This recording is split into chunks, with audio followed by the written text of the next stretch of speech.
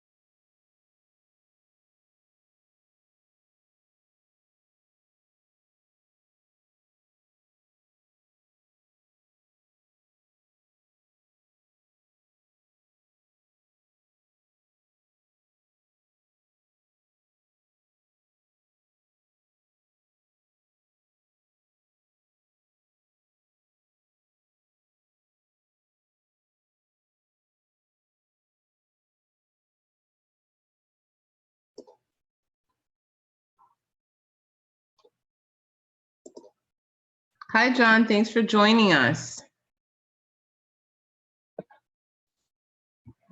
George, are you in?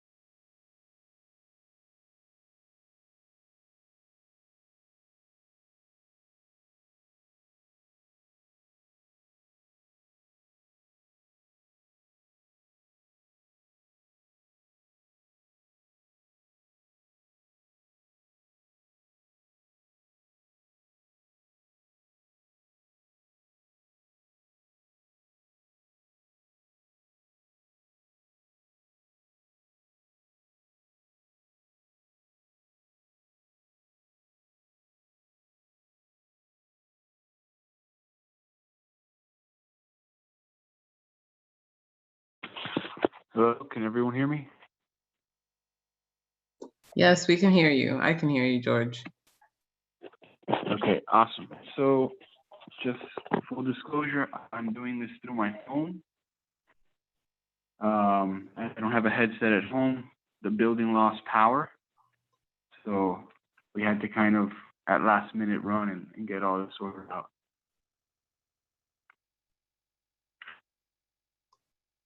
Well, thanks for going through it, George. Doesn't let anything stop them.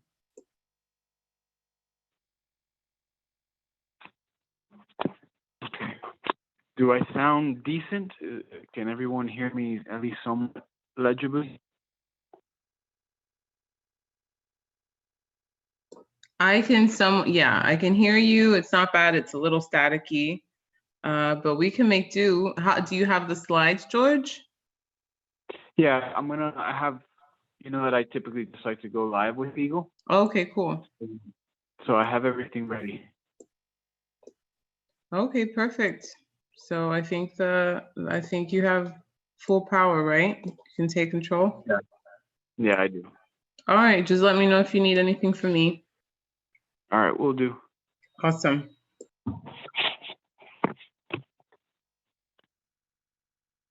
So I'm going to go ahead and start by sharing my screen.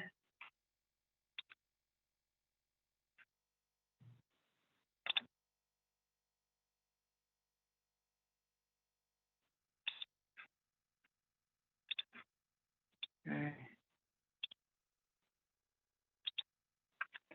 All right, excellent. So welcome everyone to our webinar. Let me know if you can see my screen. Please confirm. If it looks weird, it's because I run Linux at home. Usually I don't run Windows. So the desktop is going to look a little bit different. Also, my monitor at home is not as nice as the one at work. So that may explain why things look a little bit different. But overall, just let me know if you guys can see it.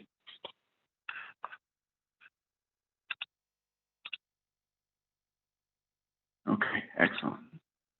So let's go ahead and get started. As we mentioned, for this webinar, we're going to look at part creation.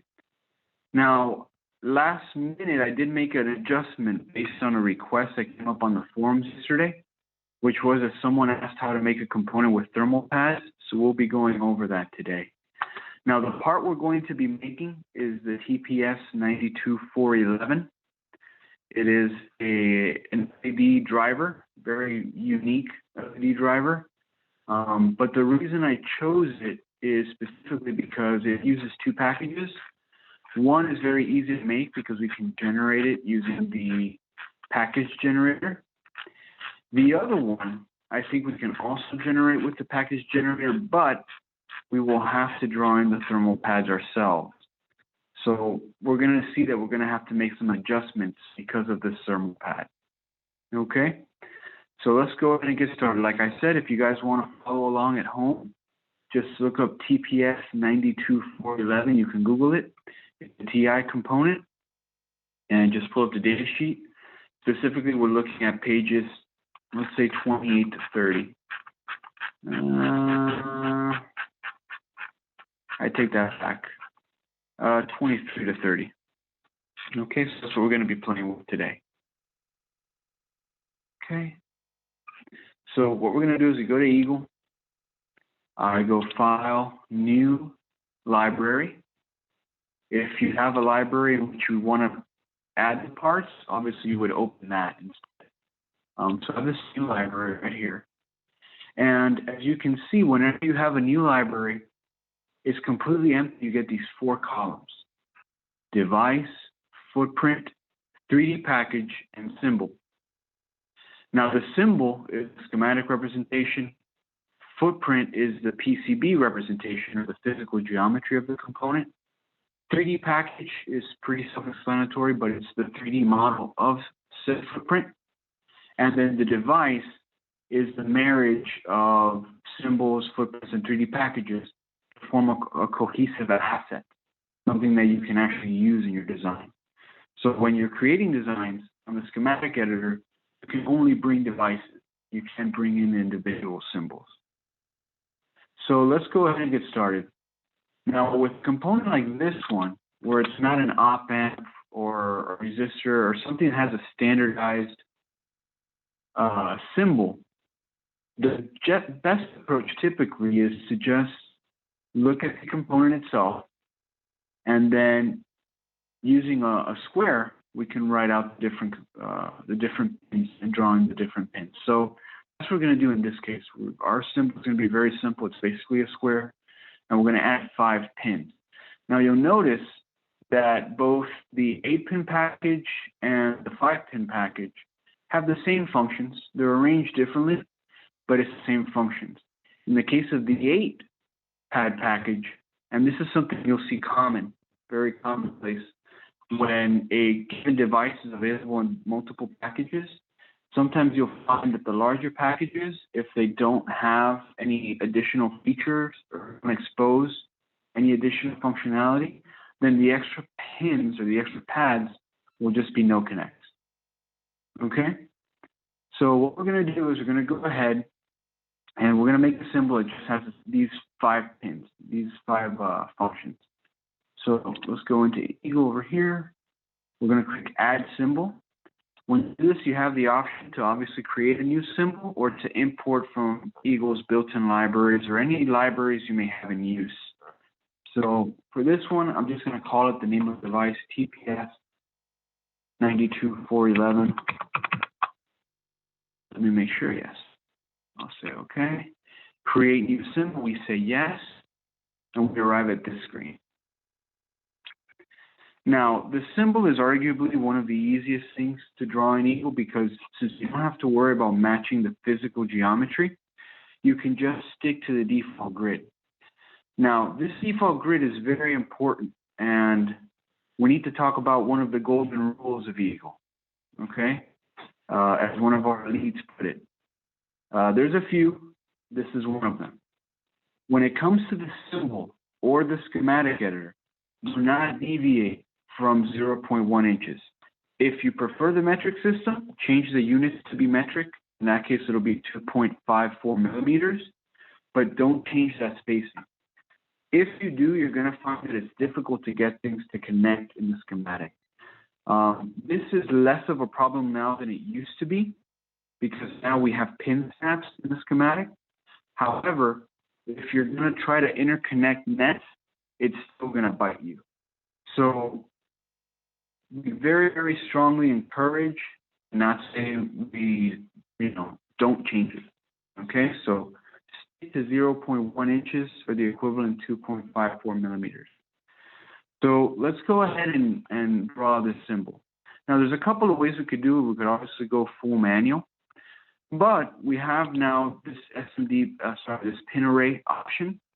There are similar options in the footprint editor, but for this one, we're going to go ahead and click here.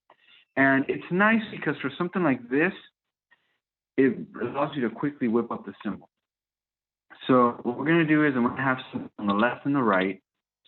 Left and right. We're going to have pins, on the left and right sides. They're going to start being named with something. Now, I don't really care what the base name is here because in the end, I have to rename everything. But let's just say P. Pin count. Let's do 5. Let's see what happens when we do 5. Start index, that's fine. I do want it to generate the rectangle, and I want it to include the name and the value. And we're going to say OK. And we're going to have it right there. So I'm going to go ahead and place it. And as you can see very quickly, we basically have the symbol we need. So a couple of things I do prefer to kind of move this over here. I'm going to shrink this down just so it doesn't take up as much space. This is all aesthetics.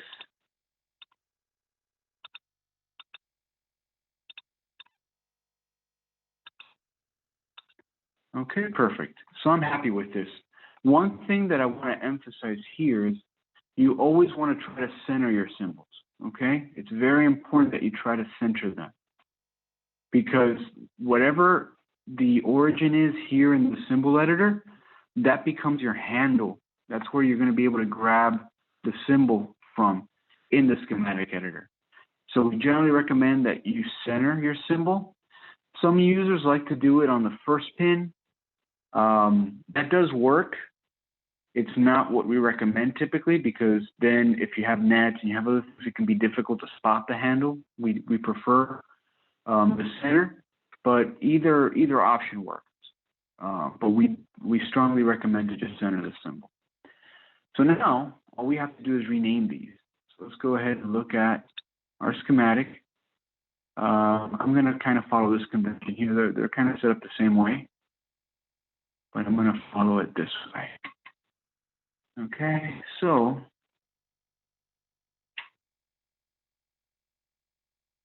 let's go over here, use the name command, click on a pin, VN. This will be reset. This one will be VS, if memory serves. Let me check. All right, VN, reset, VS. And then we have drain and RSNS. Okay.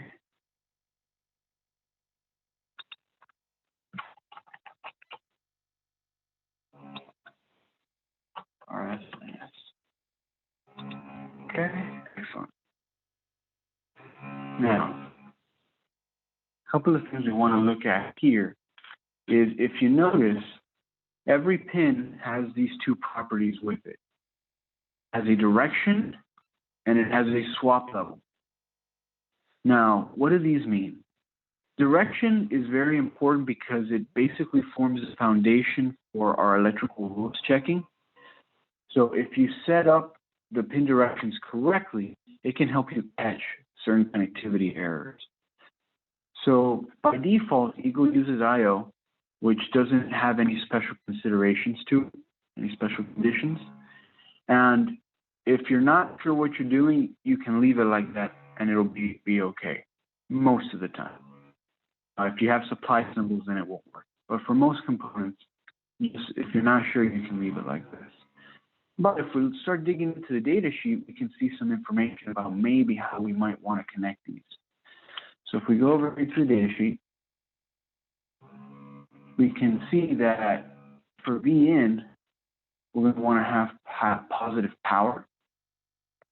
And then for VS, we want to have some sort of either, maybe a negative supply rail, possibly ground. We have obviously system ground here. So there's a few possibilities here. So more than likely, VN is going to be connected to some sort of power rail. VS is also going to likely be connected to some sort of power rail. And then RSNS will go through a resistor, so it won't directly connect to a power rail. So this one we don't have to have any special treatment with. Drain, possibly we won't have to have any special treatment with. Reset is an I/O. But VN and VS are power. So let's take a look at an example circuit and let's just see if maybe we have to take it to a power rail. So if we look here, we can't really say that VS is directly going to go to a power rail. It's going to go to the negative end of a string of LEDs, but we can't say it's going to go to a power rail. So in this case, VS won't be a power pin. VN, we can always assume will be in some way, shape, or form. But actually, even according to this, we can't say it will be either. So typically, VN would be.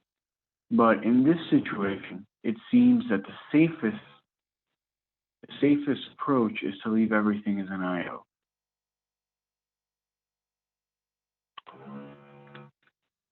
Okay, that would seem to be the safest approach. So for this one, we're going to leave everything as an I/O.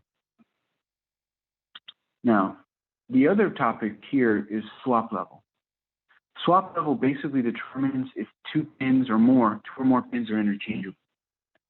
So if you think about the case, for example, of a resistor, it doesn't matter how you insert it in the circuit. You don't have to be careful in regards to the orientation. So those pins, both of those pins could be considered interchangeable. It doesn't matter which way it goes in. And this can be very useful when you're doing a layout. Maybe you have to rearrange a component. If you have, that can make the layout easier. As we can see from the data sheet, a component like this, nothing here is swappable. These are all unique functions. So therefore, we want to leave the level at 0. 0 means that the pin is unique. Any number greater than 0, whatever pins have the same number, those are considered swappable. So if, for example, these two pins had a swap level of 1, you would see I/O1, I/O1, then those two would be considered swappable, and so on and so forth. You can have as many swap levels as you need. But if a pin is unique, you just set it to 0, and that's what we have here. So at this point, we consider that this symbol is done. There's a few extras you could do. For example, you go into description, and you can write a description of what this component is. You can link to the data sheet, and I'll show you briefly how to do that. Now, one thing about these dialogues that I know needs to change is that it doesn't give you much help with the formatting. Basically, the description is an HTML page or field. So most of the HTML command set is available here. So for example, I could say bold here, TPS 92.411. Okay. T. We have a paragraph. I'll copy this straight from the data sheet. This is a floating switch. Come on. Here we are. Control C, we copy that, just as an example. Okay, we close the paragraph, and then we can actually move the data sheet. href is equal to Control C to copy that.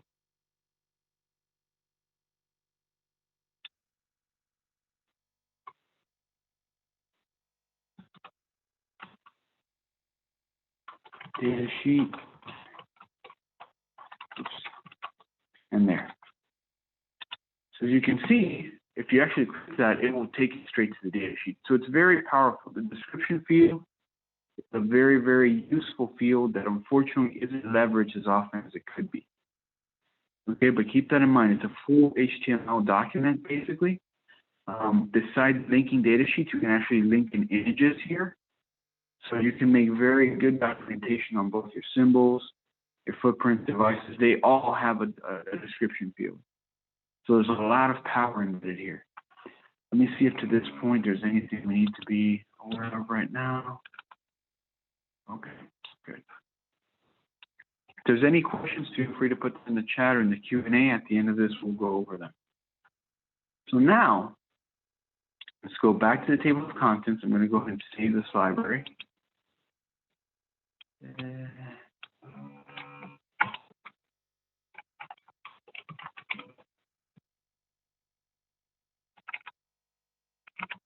I'm just naming it after today's date. Okay, excellent. And now let's go ahead and create our footprint in our 3D package. So easiest way to do that would be to use a package generator.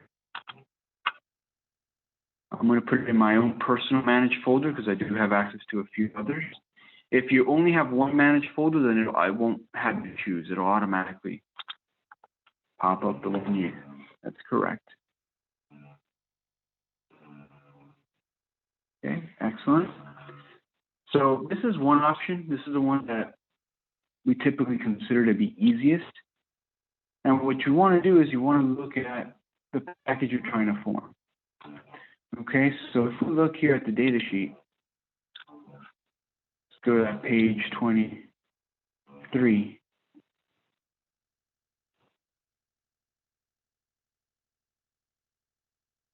Okay, so starting here, we have this sub 23. Okay, which is a very simple part to create. And then we have this other footprint, okay, which is basically an SO8 with a thermal pad. Okay, so what we can do is, let's start with the SAW 23 to make it easy. Just kind of go through this process very simply.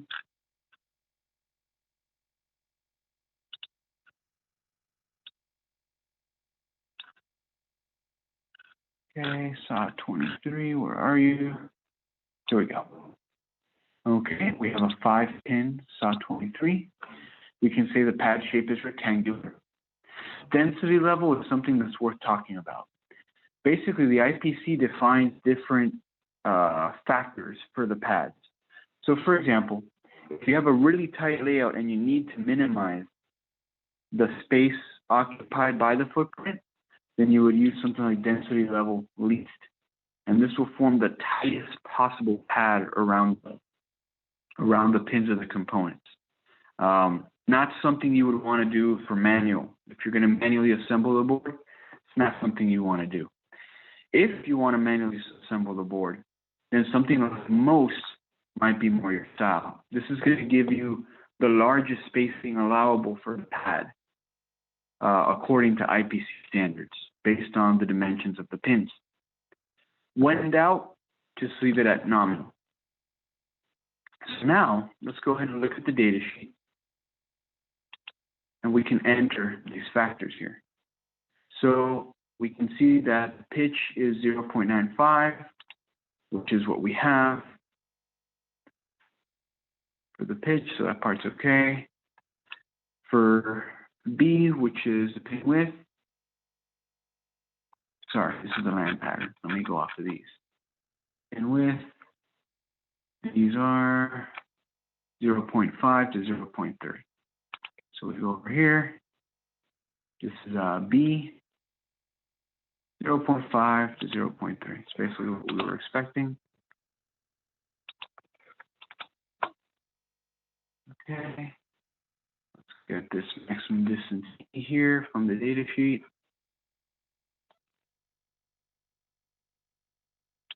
You see is that. So it'd be 3 to 2.6. Over here.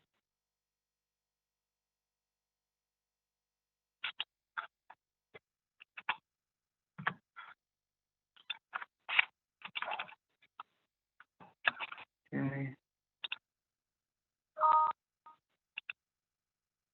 You look at L, 0.3 to 0.6. And again, you can just compare.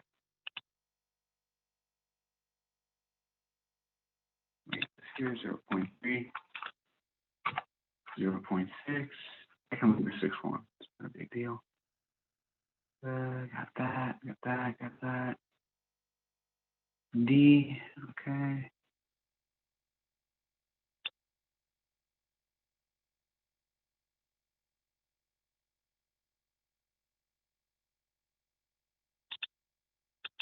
Yeah, D would be 3.05 to 2.75.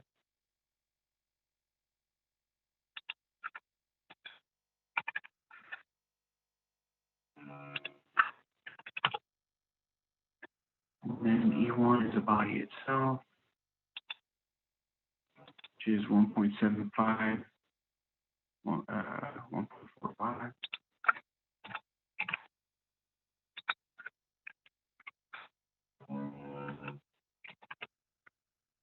Okay, let's get the A.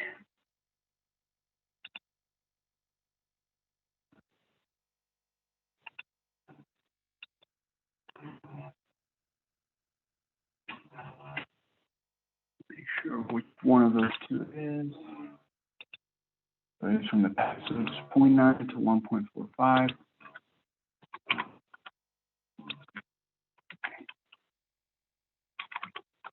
Oops.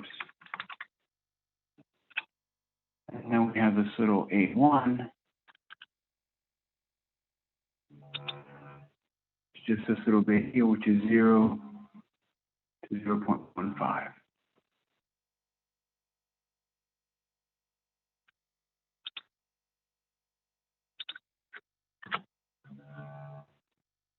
Okay, maximum swing to body, maximum. You can have it again, nominal. Maximum, just make sure it encloses. It's similar to the other situation we mentioned up here. And as we check out the preview, we're going to see how it changes by choosing different. So we can see here, everything looks good. Now keep a close eye on the look of those pads, okay? Look right here, especially the thickness and the length. I'm going to choose least. You'll see how it tightened around the pin, how much tighter it is. Now if we go with most, now we have something that's really comfortable for manual assembly. Okay? So that's what you can play around with here. I'm going to put it back to nominal.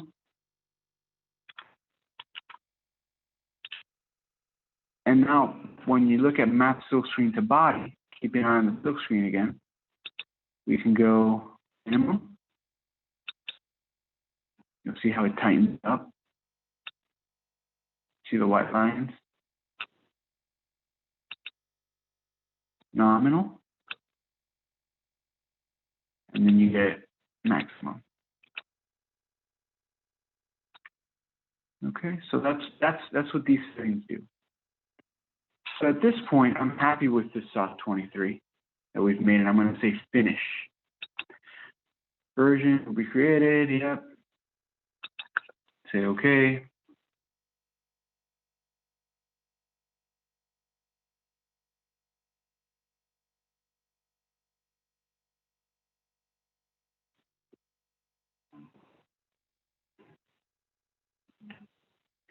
Now, one thing I want to mention here, after the 3D footprint is created, you cannot change the name of it after the 3D package. you can't change the name of the 3D package.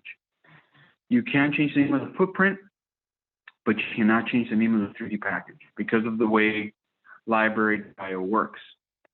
One thing you can do if you want to preserve the name of your models, in other words, you want the 3D package name to be the same as the footprint, what you do is you first make the library managed, and then when you go to assign a 3D package, you'll see that the name will be preserved. Okay? So keep that in mind. You cannot rename 3D packages once they're created.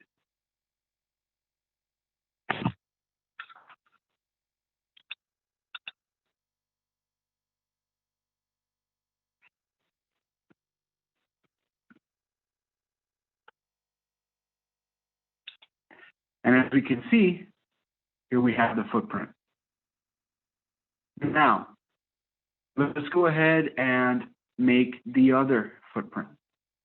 So again, we go to the data sheet, and we're going to make the one that has the thermal pad. Okay? Now, for the thermal pad, there's a couple of things that we need to take into account here. As you may or may not know, EAGLE doesn't have a built-in mechanism for dealing with thermal vias. Okay? So there isn't an official way, quote unquote, or a proper way to implement them.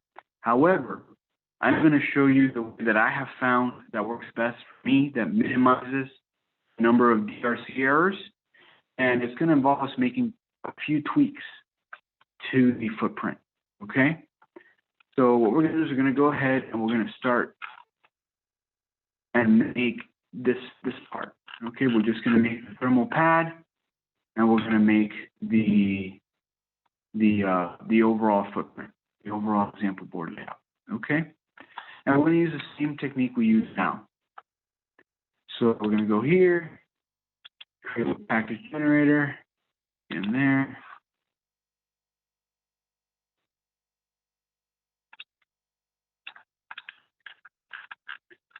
I'm going to go to the SOIC. It's going to be 8 pins. Okay, pad shape rectangular. We already know about density level. I'm going to keep that the same. We are going to make, actually, we're not going to make this. Let's do it, and then I'll illustrate why I make the changes that I do. Okay, so what we're going to do now is we're going to go ahead and fill out the values just like we did before. First E is the pin pitch. If we look over here, pin pitch is 1.27, so we don't have to do anything further there. Then we have large E, okay, which is this overall distance. Back to the data sheet.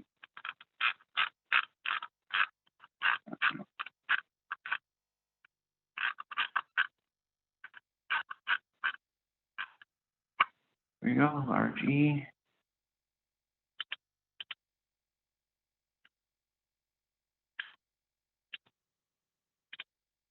And that's going to be 5.8 to 6.2.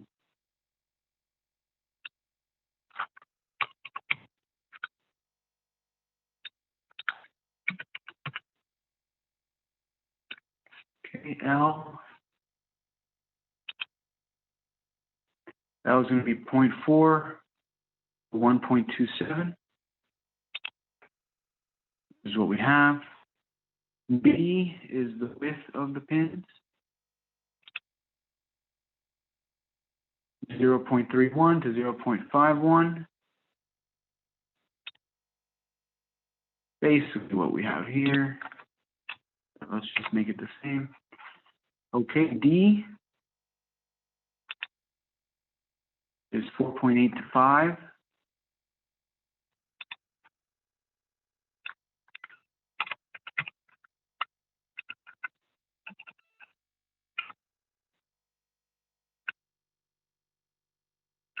Okay, E1 is 3.8 to 4.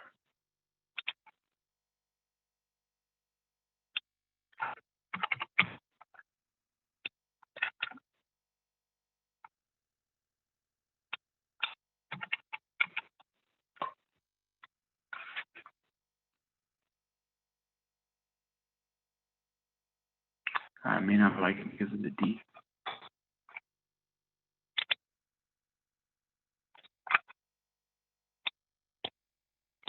D is 4.8.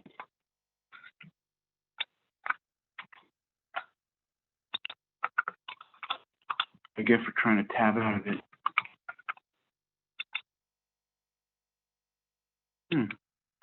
Not changing. Let me take this off for now.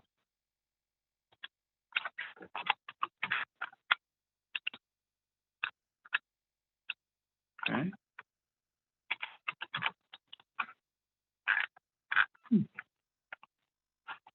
Interesting.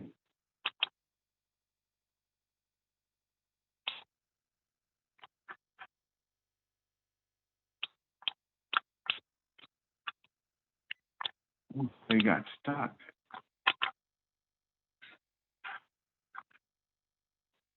Let me go ahead and cancel and try it again.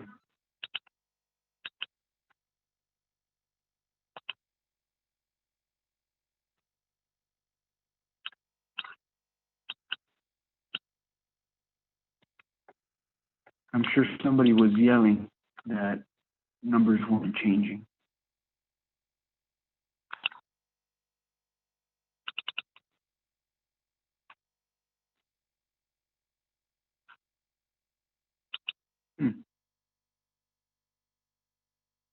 Okay, seems to be having issues today.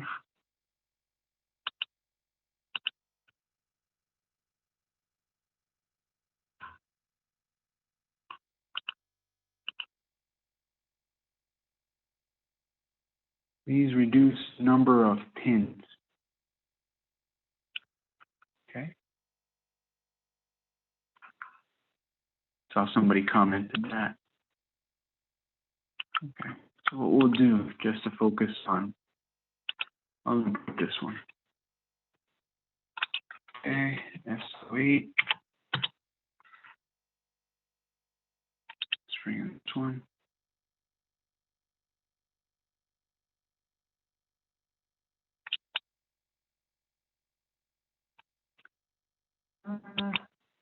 Bring in this one.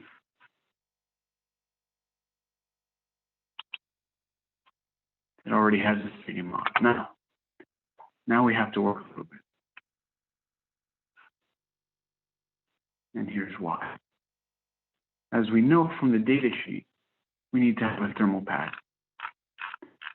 Okay? And we'll give you the dimensions of this thermal pad. Okay, 2.4 millimeters by 3.1 millimeters, roughly. Okay? Now, what a lot of people will do is they'll use the SMD command to make it. Okay? But that is not the best way to go, because what's going to happen is you have a big SMD on top of a bunch of through-hole pads, which is what you're adding in the footprint, and that's going to create already, from EAGLE's point of view, a DRC violation. So the best approach here is to use the arbitrary pad shapes functionality. So what we'll do is I'm going to show you guys how to draw it. Okay? We know this is 2.4 millimeters tall by 3.1 millimeters. Okay, let's go into the library. And I'm going to change the grid size to make this much easier. Let's switch to millimeters. Okay, and I'm going to switch it to,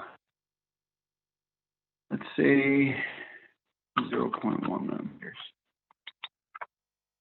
And then the alt grid will be maybe a quarter, or let's do a quarter of that. 0.25 millimeters. Okay. And we have much better resolution in here. So what we're going to do for the thermal pad, okay, what we're going to do is we're going to use a polygon first, okay? So we're going to calculate where these endpoints are, where the 4 vertices are, and we're going to enter them to draw the polygon. Now, I know that doing math, seems in this day and age maybe like, a bit archaic, but as was discussed in the forums recently. The ECAD world doesn't have the sophistication mechanically that the MCAD world has. We don't have, the ability to use dimensions to constrain geometry and things like that. We're working on it though, and we're in a very unique position to be able to take advantage of that. But for now, it's not available. So, and you'll see it's not that hard because again, we're working off the center. So if we figure out just one of these corners, we actually have all the other corners figured out because the numbers will be the same. We just change the signs. So really simply, half of 3.1 is 1.55, and half of 2.4 is 1.2. Okay? So those are the two coordinates that we really need to be able to make this polygon. And I'll show you how right now. So we're going to click on the polygon command, polygon. Click on the command line. We're going to make sure it's on the top layer. Remember that in Eagle, you always draw the components as if they were on the top. And width, that's okay. You just don't want to use 0. So I'm actually going to have it thinner. So in the command line, we enter the points. It's X coordinate, Y coordinate with the space in between. Okay. So 1.55, 1.2. We close that. And if I hit enter, you're going to see that it starts. It starts right there. Okay. Now I could do the same thing. I could enter the next point. We could go down or we could go to the left. I typically like to go to the left, which means the first coordinate is negative, but the height stays the same. We hit enter. Now we have that. Now they're both negative. We hit enter. Now the X is positive, but the Y is negative.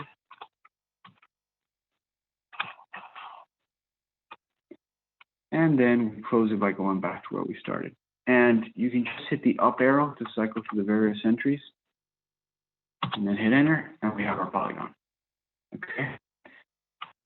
So that's going to form our thermal pad. Now, because this isn't officially an SMD pad, we have to manually draw in the cream mask and the stop mask opening. And this can be actually done very easily. So what we can do is we can use the polygon command. We switch to the layer we want. So in this case, T-stop. And instead of doing the points one by one, we can do them all at the same time.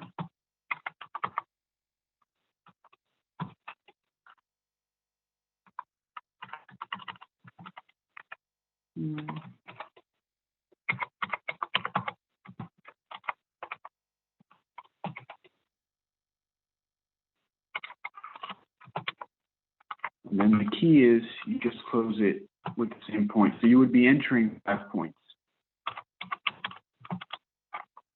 Okay, and we hit enter. And there we have our stop mask opening. To get the cream, you would use, well, we call it cream.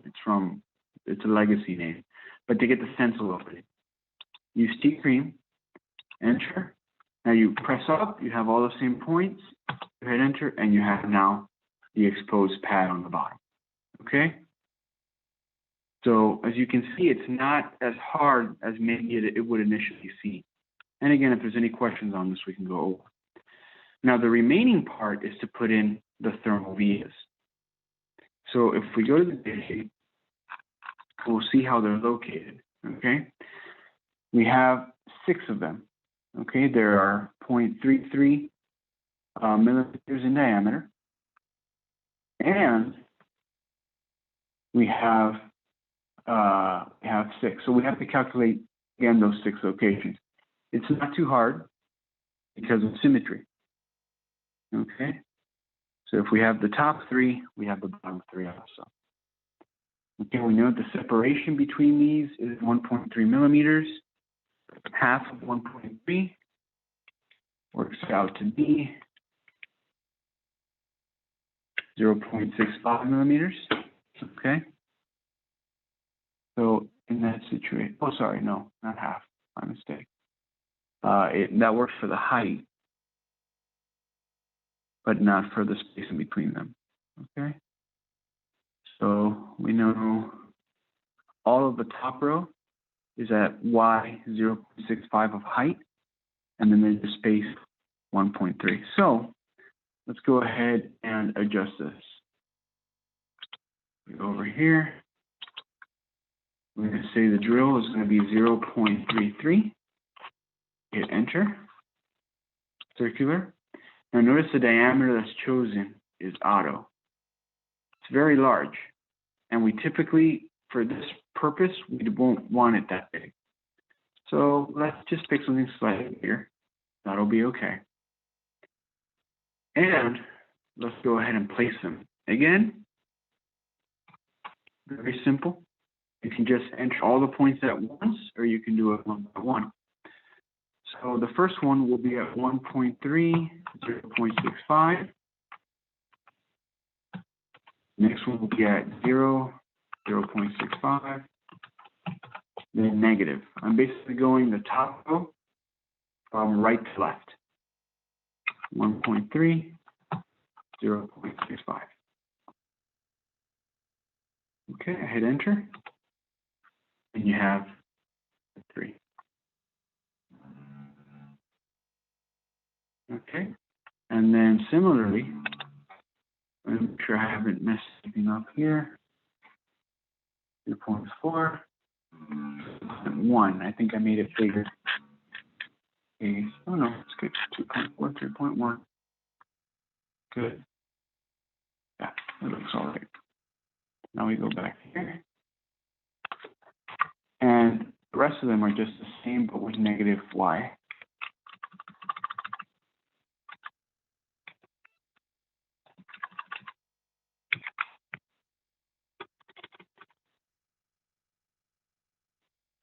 Hit enter. And there we are. So those are all the thermal views. Now, the key thing to keep in mind here is that these thermal vias, number one, should all connect to the same pin in the component. Okay.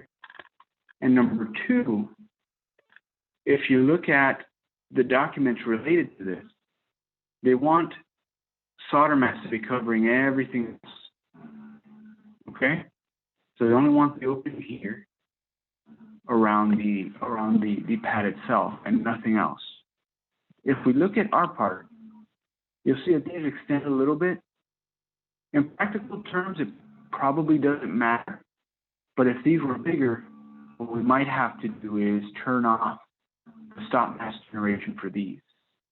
And in fact, we can do that very easily. So if we go info command on these, we can just take off the stop mask for them.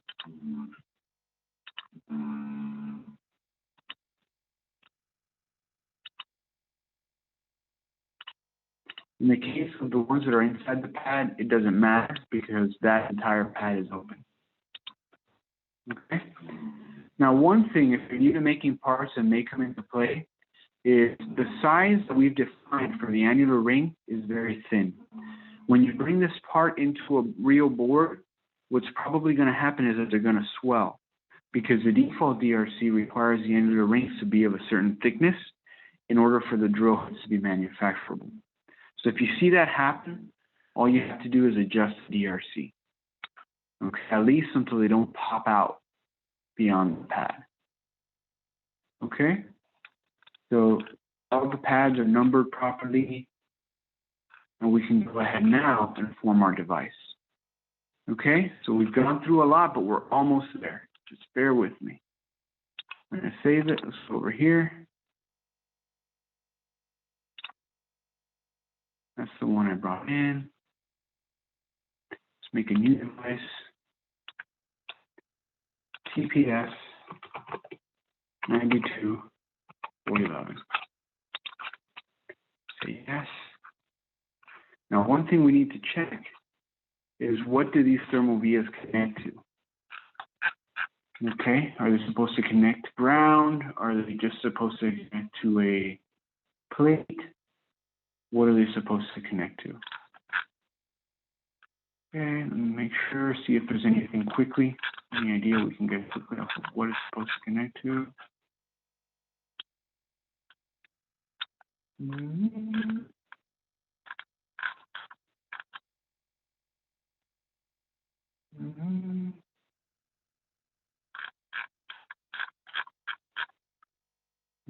I suppose connects to VS pin directly, okay?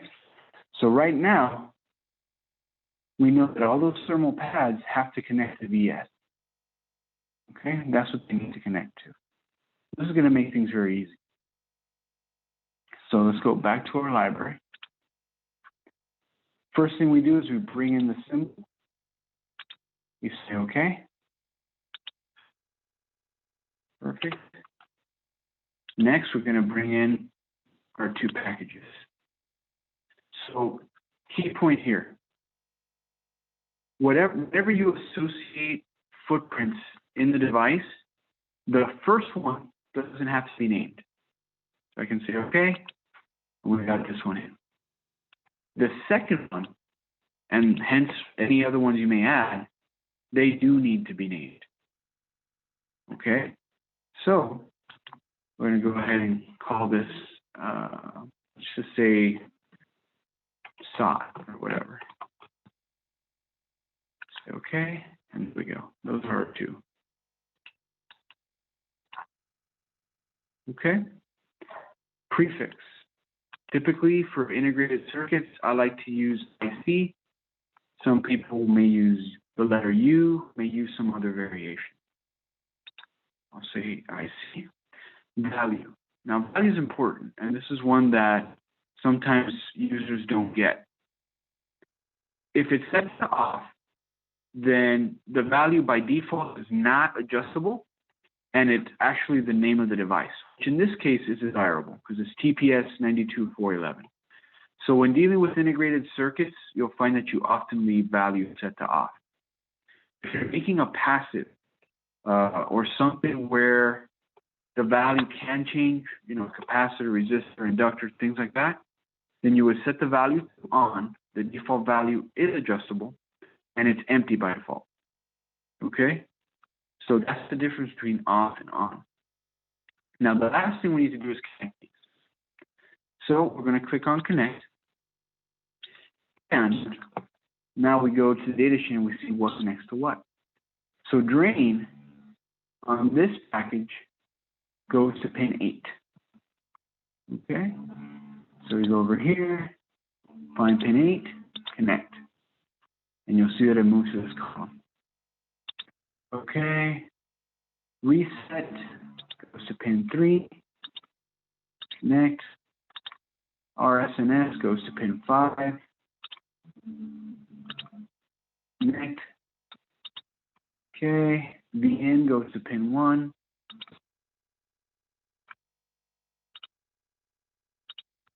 And then VS, from what we saw, connects to pin 4 and then all the thermal pads. So over here, we select 4. And then we go here and we click append, and you'll see that it'll add it on. Okay, and now 2, 6, and 7 should be not connected, and that's what we see here, non-connected. Okay. This gives you the cleanest result. It minimizes DRC errors and makes sure all your connections are valid. So this is the approach we recommend when dealing with thermal pads. So I'll say okay. You'll see you get a check mark here now, so it's happy. We do connect again, and now again, just go back to the addition we follow. For this one, drain is 4. Reset is 1.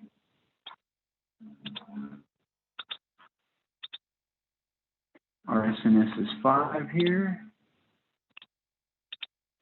VN is 3.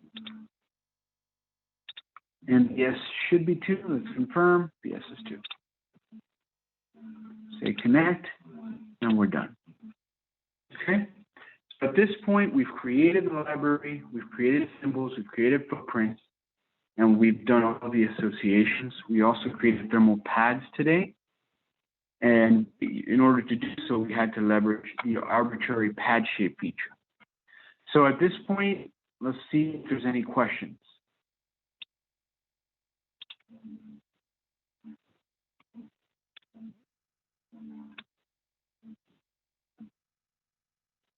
The vias, so a question from John, do you put the vias to the top? Remember that pads in EAGLE, thermal pads, which is what these thermal vias are within the library, go through all the layers. So they're really going through everything. And in real life, that's what they would do. They would go through the board, connect to planes, so on and so forth. Cynthia is asking VS pin page. I don't think she's asking. I think she was letting me know it was on page 3. Yes. Thank you, Cynthia. Why not use the datasheet name for package variants? That would be the right thing to do, John, actually. EA and DBV. I was just lazy. So, and I rename, yes, I can. The SO8 is DDA. And this one is DBV. Perfect. Thank you, John. Okay, any questions? Lourdes, do we have anything on YouTube? Hi, George. Yes, on YouTube, Bill was asking, are there any videos on how to use EAGLE simulation models? There are. We did a simulation webinar relatively recently. And I think, let me check, I think our Thursday webinar is simulation as well. Let me take a quick look. So, no, it's not. Thursday is design manager and filters. So we did one recently. I think it's on our YouTube already, but I don't have the link immediately with me. But there is. We do have videos on it, and we covered it. I know we covered it relatively recently. Okay. Any other questions? Thanks, George. So Bill, I think you can find that on our YouTube. We have a simulation playlist as well. So I'm sure you can find some good videos and short tips as well regarding simulation. I have another question that came from Hugo on YouTube. Thanks, Hugo, for the question. I think it was during what you were explaining. A question about starting with the base model. So that might have been during the work you were doing. Yeah, so that I think was when we were talking about the package generator. Okay. So over here, one way you can do, because obviously this is editable. So I can go to this footprint and make changes. So if you know, like in the case of these thermal components, these 2 footprints that we did, one of them is a SOT23 that you could bring in from EAGLE's built-in libraries, and the other one is just a modified SO8. So by either making it through the package generator or bringing it in through EAGLE's built-in libraries, you have something that you can start with, and then you can add on, which is what we did. We added on the thermal pad and the thermal vias. So that can be done right here, either create with package generator, or if you hit add footprint, you have the option to import. I hope that answers this question. Okay, great. Thank you. I hope so. Hugo, let us know if that answered your question. Anyone else have any questions? Those were the questions coming from YouTube. Simon says, you guys are doing amazing work. Thanks for keeping EAGLE alive. Thank you, Simon. Thank you for the great comment. Usama had asked earlier if you were going to use the wizard, the component wizard that we have. But that was earlier in the webinar. Which we did. Yes, we did. So thanks for covering that. So I don't see any more questions. We do have a webinar coming up on Thursday. What's the webinar we have coming up on Thursday, George? That one is filters and the design manager. Dissecting the Design Manager. I love that title. So taking full advantage of the Design Manager. So please keep tuned, like register for that webinar coming up on Thursday. If you haven't subscribed already to our YouTube channel, please go ahead and do so. That'll give you the notification of when we go live with the webinar, and also notification of when we post the tips, new tips and tricks, and new webinars when we post them. And if you have any questions for us, you can always contact the support email, join us on the forums. If you have any questions regarding starting a new subscription of EAGLE, please feel free to email us at eaglesales@autodesk.com. And if you have any requests for, any new tips as well, right, George? Yep. Actually, we have on the Zoom chat, we have Cynthia mentioning a good idea for your future webinar, which is technologies and attributes and dealing with multiple packages. We'll set something up for that. Awesome. Thank you, Cynthia. And as far as the CT 3216, I'll talk to our library team about it to see what's going on with that. John, in this one, I couldn't create the 3D model right now if I wanted to. As you know, Fusion 360 runs on Windows and Mac. So since I'm running home because of what happened at our building today, I wouldn't be able to show it even if I wanted to right now. But that's something to also add for a future webinar, which is creating a 3D model on its own. So that's another one for the future. Okay, anything else? Anything on YouTube? Curtis, anything fascinating things? Nothing I see. I want to thank you, George, for, working through the difficulties and putting on this great informative webinar like usual. Yeah, we have a nice crowd on YouTube and on Zoom. So thank you everyone for joining us today. We look forward to hosting you on Thursday as well. Thanks everyone. Thanks for joining us. And again, sorry about the impromptu running around and having to get work. We make it work. Have a great one. Have a great day, night, evening, wherever you're at. We'll see you soon.